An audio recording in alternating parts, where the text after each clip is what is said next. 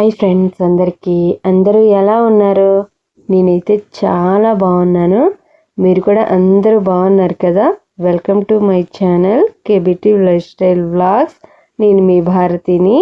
ఈరోజు వీడియో ఉగాది అనేసి ఇల్లు మొత్తం కూడా డీప్ క్లీనింగ్ అయితే చేస్తున్నాను. అందుకని కొద్దిగా రేకుల మీద కూడా క్లీన్ చేద్దామనేసి నిచ్చెన వేసుకొని అయితే రేకుల పైకి అయితే ఎక్కానండి. మా ఇంటి చుట్టూ కూడా ఎక్కువగా చెట్లు ఉండటం వల్ల ఇంటి మీద బాగా ఆకు అయితే రాలుంది. మాది తాటాకులతో కప్పిన ఇల్లు. ఇంకా ఇంటి ముందుకైతే రేకులతో కప్పుంటాం అన్నమాట. ఈ ఆకు ఎక్కువగా రాలడం వల్ల చూడడానికి అయితే అసలు ఏం బాగాలేదు. ఇంకొకవేళ వర్షం పడినా సరే ఇంట్లోకి అయితే నీరు కారిపోతాయండి. ఈ ఆకు అడ్డం పడేసి ఈ కిందకి నీరు రాకుండా ఇంట్లోకి అయితే నీరు కారుతాయి అన్నమాట. అందుకనేసి ఆ ఇబ్బంది లేకుండా నేను ప్రతి 2-3 నెలలకు ఒకసారి అయితే ఈ రేకుల మీద ఈ తాటాకు మీద అయితే నీట్గా అయితే ఆకు అయితే తోసేస్తాను. రేకుల మీద అయితే ఇప్పటికి ఈ ఆకు అంతా చిమ్మి 2-3 నెలలు అయితే అయ్యింది. అందుకని ఈరోజు ఎలాగో ఉగాదికి ఇల్లంతా క్లీన్ చేస్తున్నా కదా, రేకుల మీద కూడా కొద్దిగా క్లీన్ చేసిస్తే చూడడానికి బాగుంటుంది అనేసి క్లీన్ అయితే చేస్తున్నాను. మాకు ఇంటి వెనక పెద్ద వేప చెట్టు ఉంది, చూడండి కనిపిస్తుంది కదా. ఆ వేప చెట్టు పెద్దది ఉంది. ఇంకా ఈ పక్కకైతే కాన చెట్టు ఒకటి పెద్దది ఉంది. ఆ 2 చెట్లు ఆకని బాగా మొత్తం ఆకంతా కూడా ఇంటి మీదే రాలిపోతుంది. చూడడానికి అయితే అసలు ఏం బాగుండటం లేదు. ఎండిపోయిన ఆకే ఎక్కువగా కనిపిస్తుంది. అందుకని ఈరోజు అయితే మొత్తం తోసేస్తున్నాను. ఈ ఆకు తొయ్యకపోతే వర్షం పడినప్పుడు కూడా కొద్దిగా ఇబ్బంది పడతామన్నమాట. అందుకని 2-3 నెలలకి ఖచ్చితంగా అయితే ఈ రేకుల మీద అయితే క్లీన్ చేస్తాను. చూడండి ఎంత ఆకు రాలుందో. మామూలుగా అయితే తెల్లవారి 7 గంటలకి 6:30కి ఇలాగా ఈ రేకుల మీద అయితే క్లీన్ చేసేయాలి. కానీ నాకు ఈరోజు అయితే వీలు అవ్వలేదు. ఇంట్లో టిఫిన్ మొత్తం చేసి ఇంట్లో పని చేసుకొని తర్వాత రేకుల మీద అయితే క్లీన్ చేస్తున్నాను. అందుకని ఎండ బాగా వచ్చేసింది. ఎండతో చేసామనుకోండి బాగా కొద్దిగా కష్టంగా అనిపిస్తుంది. మినిమం ఒక అరగంట పడుతుంది ఈ రేకుల మీద క్లీన్ చేయడము. అంటే ముందుకు రాకుండా కేవలం సెంటర్లో బ్యాలెన్స్ చేసుకొని నిల్చొని అయితే ఆకు మొత్తం తొయ్యాలి. లేకపోతే రేకులు ఇరిగిపోతాయి అని కొద్దిగా భయము. కొద్దిగా వెయిట్ మరీ అంత ఎక్కువగా లేను కాబట్టి ఇబ్బంది అయితే లేదు. కానీ ఎక్కువ వెయిట్ ఉన్న వాళ్ళు అయితే ఎక్కకూడదు ఈ రేకుల మీద, ఖచ్చితంగా విరిగిపోతాయి. చూడండి ఎంత ఆకు వచ్చిందో. మొత్తం క్లీన్ చేసిన తర్వాత రేకుల మీద చూడడానికి ఎంత నీట్గా ఉందో. మొత్తం క్లీన్ చేసేయడం అయిపోయిన తర్వాత ఇంకా నిచ్చెన మీద నుండి కిందకైతే దిగేసాను. ఒక గంట పట్టింది అనుకుంటా మొత్తం క్లీన్ చేసేటప్పటికి. అంటే ఇంటి చుట్టూ రేకుల మీద మొత్తం క్లీన్ చేసేటప్పటికి గంటన్నర అయితే పట్టిందండి. నేను 9 గంటలకు నిజం చెప్తున్నా ఈ రేకుల మీద క్లీన్ చేయడానికి అయితే స్టార్ట్ చేశాను. 11 ఇలా అయిపోయింది. మొత్తం ఇంటి చుట్టూ పైన అంతా క్లీన్ చేసేటప్పటికి చూడండి ఎంత ఆకు రాలుందో. ఈ ఆకు మొత్తం ఒక 2-3 గంపలు అయితే అవుతుంది. కేవలం రేకుల మీద రాలిన ఆకుని అది క్లీన్ చేయకపోతే ఇంత ఆకు ఇంటి మీదే అలా ఉండిపోద్ది అనమాట. చూసారా ఎంత ఆకు.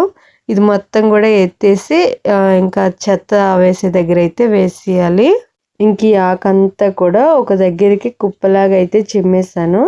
నేను ఆల్రెడీ తెల్లవారు ఒకసారి ఈ వాకిలంతా చిమ్మేసి ముగ్గు అయితే పెట్టాను. కానీ ఇప్పుడు రేకుల మీద మొత్తం తోసాను కదా, క్లీన్ చేశాను. ఆకంత కింద పడిందనేసి ఆకు మొత్తం కూడా తోసేసి ఒక పెద్ద గంపలోకి అయితే ఎత్తుతున్నాను. చూడండి గంప పెద్దదని 2 గంపల ఆకు అయితే అయ్యింది. ఈ ఆకంతా కూడా మా ఇంటి మీద ఉంది. ఖచ్చితంగా క్లీన్ చేసుకోవాలి, లేకపోతే కొద్దిగా ఇబ్బంది పడతామండి. వర్షం పడితేనే ఇబ్బంది, మామూలు టైంలో అసలు ఇబ్బంది ఏమీ ఉండదు. మా రేకు పైన కొద్దిగా లైట్గా అయితే పగుళ్ళు వచ్చున్నాయి అనమాట. ఈ ఆకు తొయ్యకపోతే వర్షం పడినప్పుడు కారుతుంది కాదు, ప్రస్తుతానికి కూడా లైట్గా కారుతుంది. ఇంక రేకుల మీద క్లీన్ చేయడం అయిపోయిన తర్వాత ఇంటి వెనుకున్న తాటాకు పైన కూడా మొత్తం రాలిన ఆకంతా కూడా తోసేస్తున్నాను. చూడండి ఎక్కువగా కూడా ఇది వేపాకే ఇంటి పైన అయితే రాలుంది. అంటే చెట్టు పెద్దది ఇంటి వెనుక ఉంది కాబట్టి ఎక్కువగా వేపాకే రాలుంది. మొత్తం అయితే నీట్గా అయితే చిమ్మేస్తున్నాను. పొట్ల కర్రతో అయితే తోస్తున్నానండి. ఒక చీపురికి పుల్లల చీపురికి కొబ్బరి పుల్లల చీపురు ఉంటుంది కదా, ఆ చీపురికి అయితే కొద్దిగా పొడవాటి కర్ర కట్టేసుకొని ఆ కర్ర సహాయంతో అయితే తోస్తున్నాను. ఈజీగానే వచ్చేస్తుంది. నేను సగం తోసాను ఇంటి మీద, మిగతా సగము మా వారు అయితే క్లీన్ చేశారు. మిగతా సగము ఇంకా సపారం పైన ఉన్నంత చెత్త అంతా కూడా మా వారే మొత్తం క్లీన్ చేశారు. ఇంకా పైన ఆకంతా తోసేయడం అయిపోయిన తర్వాత కింద కూడా రాలిన ఆకంతా కూడా తోసేస్తున్నాను. చాలా ఆకొచ్చింది. ఇది మొత్తం క్లీన్ చేసేటప్పటికి నాకు దెబ్బకి దేవుడు కనిపించాడండి. మామూలు పండగలకైతే పూజ చేసినప్పుడైనా దేవుడు కనిపిస్తాడో లేదో కానీ ఈ క్లీన్ చేసేటప్పుడు మాత్రం ఖచ్చితంగా కనిపించేస్తాడు. అంత క్లీనింగ్ పని అయితే ఉంటుంది. ఇంకా నేను ఈ క్లీనింగ్ ప్రాసెస్ అయితే మినిమం ఒక 2 రోజుల నుండి అయితే స్టార్ట్ చేస్తున్నాను. ఒకరోజు బట్టలు ఉతకడము, ఒకరోజు గిన్నెలు తోమడము, ఈరోజు ఇంట్లో పైన ఇంట్లో లోపల మొత్తం కూడా చెత్త పొట్లు మొత్తం తోసేసి ఇల్లు కడగడం పని అయితే ఈరోజు ఉందన్నమాట. ఈరోజు వీడియోలో చూపించిందంతా కూడా అదేని. మీకు వీడియో నచ్చితే మాత్రం ఖచ్చితంగా లైక్ చేసి సబ్స్క్రైబ్ చేసుకోండి ఫ్రెండ్స్. ప్లీజ్ సపోర్ట్ చేయండి. ఇంకా మొత్తం ఆకంతా కూడా ఒక దగ్గరికి తోసేసి అయితే గంపలోకి అయితే ఎత్తేస్తున్నాను. ఎత్తినట్టు మా ఆయన అయితే బయట పారేసి అయితే వస్తున్నారు. చాలా ఆకైతే వచ్చిందండి. మొత్తం తోసేటప్పటికి చాలా కష్టం అనిపించింది. తెల్లవారి మొత్తం క్లీనింగ్ పని స్టార్ట్ చేసామనుకోండి పెద్ద కష్టం అనిపించదు, కానీ బాగా ఎండ అయిన తర్వాత క్లీన్ చేయడం వల్ల కొద్దిగా కష్టం అనిపించింది. ఇంక ఇంటి చుట్టూ కూడా క్లీన్ చేసేయడం అయిపోయిన తర్వాత ఇంటి లోపల పైనంతా కూడా పొట్లు అయితే దులుపుతున్నాను. మాది కమ్మలతో కప్పిన ఇల్లు కాబట్టి వారంకి ఒకసారి 2 సార్లు ఖచ్చితంగా పొట్లు అయితే దులపాలి. దులిపినా సరే పొట్లు ఉన్నట్టుగానే ఉంటాయి. అంత ఎక్కువగా పొట్లు అయితే పడుతుంటాయి మా ఇంట్లో. ఇంకా వారంకి ఒకసారి 2 సార్లు ఖచ్చితంగా క్లీన్ చేస్తాను. ఎక్కువగా శనివారం అయితే నేనైతే క్లీన్ చేస్తానండి. ఈ పొట్లు దులపడం వరకు అయితే శనివారమే పెట్టేసుకుంటాను. ఆ రోజు మొత్తం క్లీన్ చేసేసి ఇంకా సాయంకాలం దేవుడికి దీపం పెట్టుకుంటాను అనమాట. ఇంకా మొత్తం అయితే పొట్లు ఇంట్లో అంతా తులిపేస్తున్నాను. ఇంకా ఇదంతా చూడండి మీరేని. ఈ పొట్లు దులిపినప్పుడు కొంట్లో కూడా చిన్న చిన్న నొలుసులు అటువైతే పడుతున్నాయండి. చాలా ఎక్కువగా పొట్లు ఉన్నాయి కదా, పైకి చూసుకుంటే పొట్లు దులుపుతుంటే కొంట్లో అయితే పడ్డాయి. 2 సార్లు అయితే పడ్డాయి. బాగా నొప్పి అనిపించింది, కానీ తప్పదు, క్లీన్ అయితే ఖచ్చితంగా చేయాలి. ఇంకా మొత్తం పొట్లన్నీ దులిపేయడం అయిపోయిన తర్వాత ఇంకా గ్యాస్ మొత్తం నీట్గా క్లీన్ చేసేసి ఇల్లు అయితే కడుగుతాను. ఇంకా బట్టలు దులపడం అయిపోయింది అనేసి గ్యాస్ బాగా నల్లగా అయిపోయింది. 2-3 రోజులు అయ్యింది.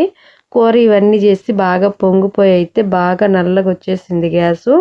ఇంకా అదంతా నీట్గా నానుతుంది అనేసి సర్ఫ్ నీరు అయితే వేసుకొని గ్యాస్ మీద నానబెట్టుకున్నాను. ఇంకా పక్కన చిన్న స్టూల్ లాడుతుంటే అది కూడా సర్ఫ్ నీరు వేసేసుకొని మొత్తం నీట్గా తుడిచేసుకొని పొడిగుడితో అయితే తుడిచేసుకుంటాను. ఈ స్టూల్ మీద ఎక్కువగా వంట చేసిన కూరలు, అన్నము ఇవైతే పెట్టుకుంటాను అనమాట. గ్యాస్ మీద అయితే సర్ఫ్ నీరు వేసుకున్నా కానీ గ్యాస్ అయితే ఇంకా క్లీన్ చేయలేదు. పొట్లు దులిపాను కదా, కింద బాగా చెత్త అంతా పడుంది. అది మొత్తం కూడా చీపురుతో చిమ్మేసిన తర్వాత కొద్దిగా ఎక్కువ నీరే వేసుకొని గ్యాస్ అయితే కడుక్కోవాలనేసి గ్యాస్ పక్కన పెట్టాను. అంతలో నానుతుంది అనేసి అయితే వదిలేసాను. ఇంకా ఇక్కడ ఉన్న ఈ కిటికీల్లో ఉన్న నేను పెట్టుకున్న పప్పులు ఉప్పులు అన్నీ కూడా పక్కకి తీసేసి అయితే ఆ కిటికీలు కూడా కొద్దిగా నీట్గా అయితే క్లీన్ చేస్తున్నాను. బాగా ఎక్కువగా దుమ్ము అయితే రాలుతుంటుందండి మా ఇంట్లో. మాది కమ్మతో కప్పిన ఇల్లు. ఇంకా గోడలు కూడా మట్టి గోడలు కాబట్టి ఎక్కువగా దుమ్ము అయితే పడుతుంటుంది, చాలా ఎక్కువగా పడుతుంటుంది. ఇంకా ఎప్పటికప్పుడు క్లీన్ చేసుకుంటేనే ఇల్లు చూడడానికి అయితే నీట్గా ఉంటుంది. కానీ ఓపిక ఉండాలి ఇల్లు మొత్తం క్లీన్ చేయాలంటే. నేను మొన్నే పండగ అప్పుడైతే మొత్తం ఇల్లంతా కూడా సున్నం కొట్టేసి నీట్గా క్లీన్ చేశాను కాబట్టి ఈసారి సామాన్లు అయితే పెద్దగా ఏం దోమలేదు. దోమాల్సిన ఉన్నవన్నీ కూడా మొన్న 2 రోజుల ముందే అయితే దోమేశాను. ఈరోజు దోమడం కానీ బట్టలు ఉతకడం కానీ ఇవేవైతే చూపించడం లేదు. కేవలం ఇంట్లో ఉన్న క్లీనింగ్ ప్రాసెస్ మాత్రమే చూపిస్తున్నాను. ఇంక కిటికీలో ఉన్న చెత్త అంతా తోసిన తర్వాత న్యూస్ పేపర్లు పెట్టేసి నీట్గా ఎక్కడున్న సామాన్లు మళ్ళీ అక్కడైతే నీట్గా సర్దీశాను. ఇంకా కింద కూడా సేమ్ ప్రాసెస్ మీద అయితే క్లీన్ చేసేసాను. ఇలా క్లీన్ చేసుకుంటేనే చూడడానికి అయితే ఇల్లు బాగుంటుంది. లేకపోతే చెత్తగా అసలు చూడడానికి ఏమీ బాగా అనిపించదు అనమాట. ఇంక ఇది మొత్తం క్లీన్ చేసిన తర్వాత అక్కడ పెట్టేశాను. కింద కూడా చెత్త బాగానే పడ్డదండి. పట్లు దులిపాను. ఇంకా ఈ కిటికీలు క్లీన్ చేసినవి, ఈ గ్యాస్ దగ్గర ఉన్న చెత్త అంతా కిందకి దోసింది. ఇది మొత్తం క్లీన్ చేసినప్పటికి చాలా చెత్త అయితే ఇంట్లో అయితే కింద పడ్డది. అదంతా కూడా నీట్గా అయితే తోసేస్తున్నాను.